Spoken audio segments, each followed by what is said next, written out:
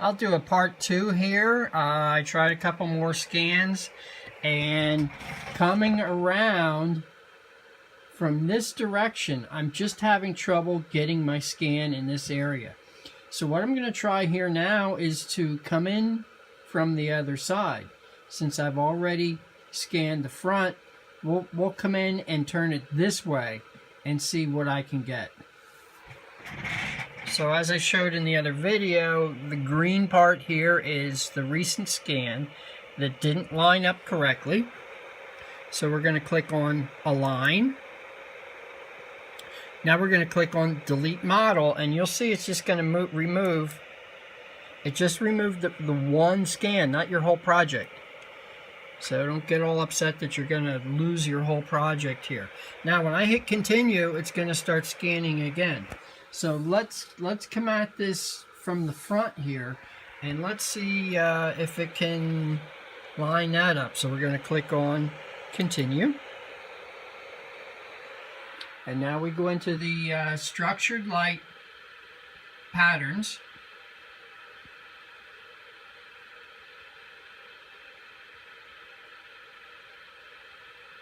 I have an old t-shirt hanging up here in the back.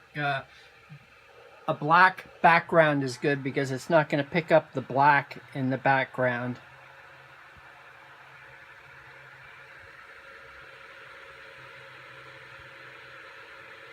And it's going to be finished here in just a moment. The David software is a little bit faster, but that's only because the speed of the camera is faster. Now, there's what it just scanned. Now let's see if the software is smart enough, and you can see some of the letters here on the paper. What I can also do is set the camera to scan. I can scan like the lower part of it and then do another scan of the upper part too. That might be my next option, so that more of this paper with my markers and letters on it and stuff come out. So as soon as we hit next here, the software is going to try an alignment, and let's see what happens. Let's see if everything lines up. No. You see what happened here is it flipped it actually upside down.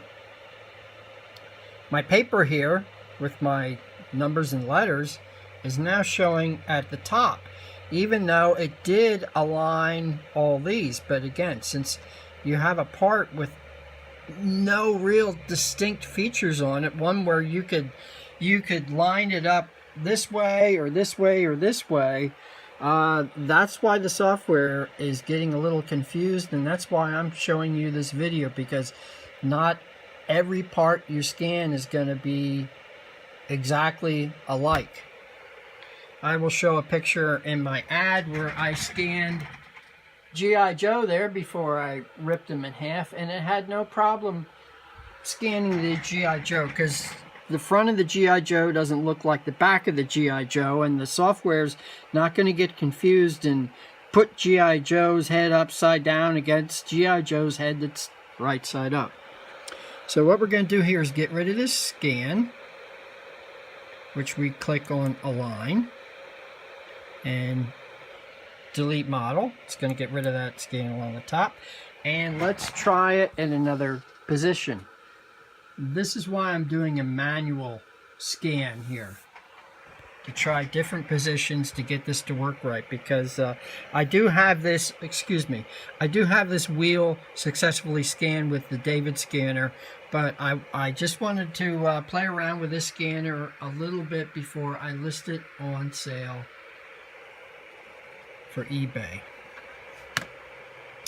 It is very dependent, this software, on what RAM you have in your computer. I've got, I'd like to have 16 gigabytes of RAM in this computer, but I have 8. And if I were to do this in a high quality, which you almost really don't need to with a part like this, because even in a low quality scan, it comes out really good. All your details are there.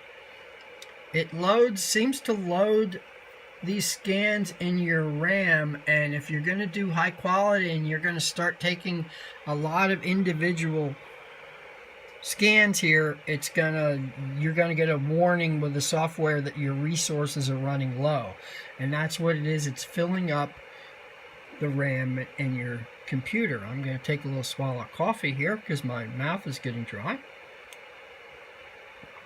Good coffee. As always, my woman makes great coffee. So, we're going to continue here. We didn't spin it all the way around. So we're going to continue, and we're going to do another scan, which I should have had going instead of just blabbing at you here.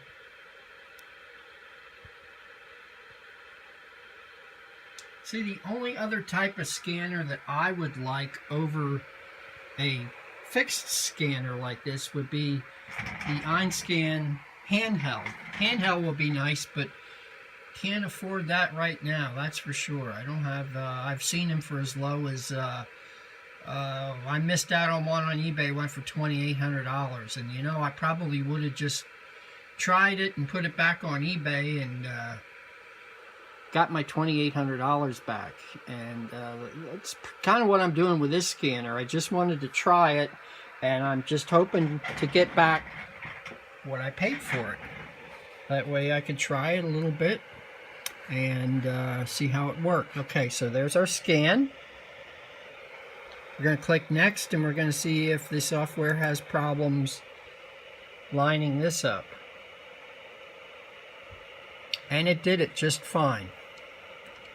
You can see that the paper with the letters here is not up top, and it's showing the green areas where it's starting to fill in this. So we have a successful software alignment, and as soon as I would click continue, it would start scanning again. So I'm just going to turn it a little bit, and we're going to click continue. And I'm at 7 minutes in this video, and I'll just do a couple more scans and we'll see what we get here. Here's your progress bar while it's scanning. I think this is this Lazy Susan wooden thing I got here it was less than 10 bucks. And they work great for manual scanning. What I did with the one that I had is I put stickers around stickers around the outside and wrote different letters and stuff on it, and it used the stickers on the rotating wooden table as reference points. So anything you can give the software for reference points, that will be easy to remove from your scan. It's easy to remove items out of the scan and post-processing. Check it out. Scan looks great. Scan looks great. So we're going to click next, and we're going to see if the software is going to line this up. And again, we had success. I guess because there's more details. There's more details here on the front. It's doing a good job lining it up. It's when I come around to the back that it's having some problems. I might play around with it more off camera, obviously. I might put something else in there for the camera to pick up. There it's showing the images from the two cameras. Let's click continue, and then I can blab at you some more here. I'll tell you, all the stuff I have learned over the last 2 years on this scanning stuff, I could probably make at least 50 of these videos on the different tips and tricks I have learned. And there is a scanning group on Facebook. I'm a member of that, and I give out free info there. But it's kind of like a thing, what works for you? Gotta use your imagination. Think a little bit like the software rather than getting mad at it. Think about what it's got to do. So the software, that's a really nice scan. So the software's got to figure out where to put that. And let's click next. Let's see if we can line this up okay. Ah, there we go. It did it flipped it over. So what I'm thinking now is the software is kind of asking me, put some more stuff in here for me. give me something, an easier way to align this up. That's why this is tricky. It's almost kind of like scanning a rubber ball or something that really has no definition to it. It doesn't know what's down, up, back, front. So I'm going to end the video here, but this gives you an idea of what you might run up against when you're scanning. And it's no fault of this Einscan Afina 3D scanner at all. It's just I've had this same problem with the David scanner. There's my David 4 dongle. I might make a video showing this scanner working with the David 4 software. So even the Hewlett-Packard software does the same thing. It needs reference points. You got to give the software a lot of different things. Maybe, you know, I'll put G.I. Joe's head down here or something so it can determine front from back, top to bottom. So just use your head. Think out of the box. Don't go blaming the software, because it's doing the best it can. Thanks for watching. Leave some comments below, or you can email me at joekind, JOEKIND, @comcast.net. Hey, thanks for watching.